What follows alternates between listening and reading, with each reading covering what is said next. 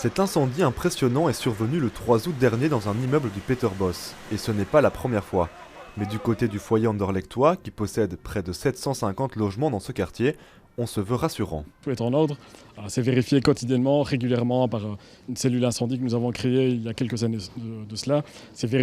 Tout est vérifié par nos concierges aussi qui vont dans les couloirs vérifier que chaque alarme incendie est bien en marche. Laurent fait partie de la task force incendie. Cet après-midi, il fait le tour des installations de cet immeuble.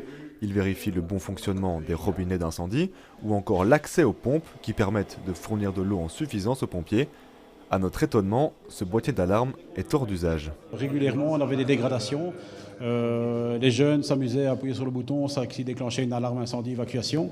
Donc avec l'accord du commandant des pompiers, on a pu supprimer ces boutons et passer vers un bouton à clé qui est en bas au niveau de la centrale incendie qui permet l'évacuation des locataires. Des locataires qu'il faut sensibiliser, c'est l'une des clés de la prévention incendie. Il y a eu un folders qui ont été mis dans toutes les boîtes aux lettres. Il y a encore des mises au point, donc on a fait des exercices pour montrer.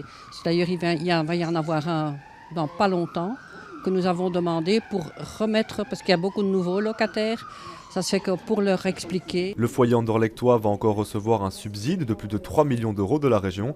Objectif, mettre aux normes les portes coupe-feu.